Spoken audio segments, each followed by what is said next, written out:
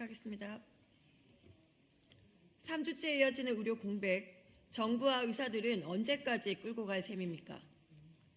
의대 정원 증원 방침에 전공의들이 사직서를 내겠다고 한 지 한 달이 지났습니다.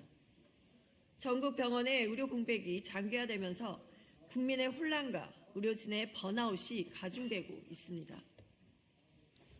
정부의 징계 통지에 의대 교수들까지 사직 움직임을 보이는 등 의료계 반발이 거세지고 있어 국민의 불안이 커지고 있습니다.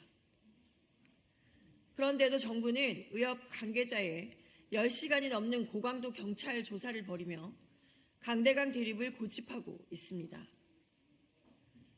정부와 의사들은 환자와 가족의 피해와 고통이 보이질 않습니까? 정부와 의사들이 의료 대란을 그들만의 싸움으로만 생각하는 것은 아닌지 의심스러울 정도입니다. 의료개혁을 바라지 않는 사람은 없습니다. 그러나 국민의 안전과 생명을 방치하면서 문제를 해결하겠다는 것은 오만입니다. 일부 의료계의 잘못된 행동도 문제지만 상황을 제대로 관리하지 못하는 정부의 책임도 질타하지 않을 수 없습니다. 국민은 대화를 통해 합리적 해법을 도출할 것을 요구하고 있습니다. 가장 시급한 것은 해결의 실마리이고 이를 위해 정부와 의사단체는 즉각 대화 테이블에 앉아야 합니다. 윤석열 정부는 매사 강경 일변도의 대응으로 갈등을 심화시키지 말고 의료 공백으로 인해 국민께서 고통받고 있음을 유념해 의료 공백 해결에 힘쓰기 바랍니다.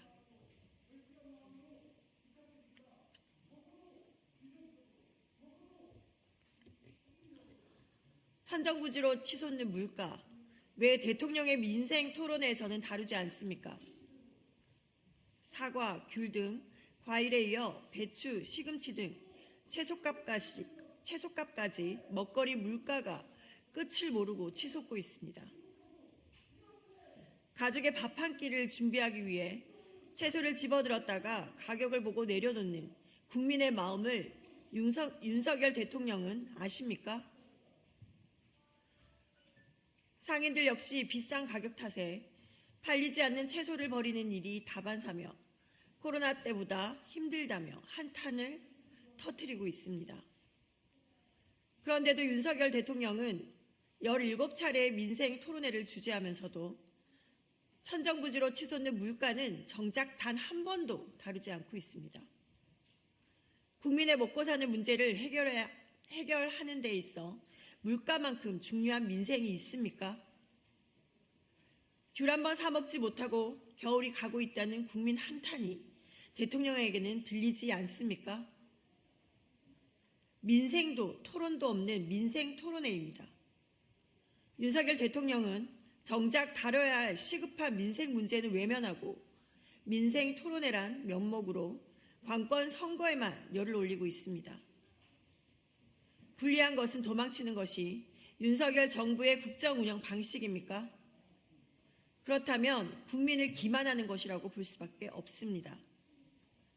윤석열 대통령은 역설적으로 윤석열 정부가 민생 문제를 얼마나 철저히 외면하고 있는지 똑똑히 보여주고 있습니다. 윤석열 대통령에게 묻습니다. 윤석열 대통령은 언제쯤 국민의 고통에 답할 셈입니까? 이상입니다.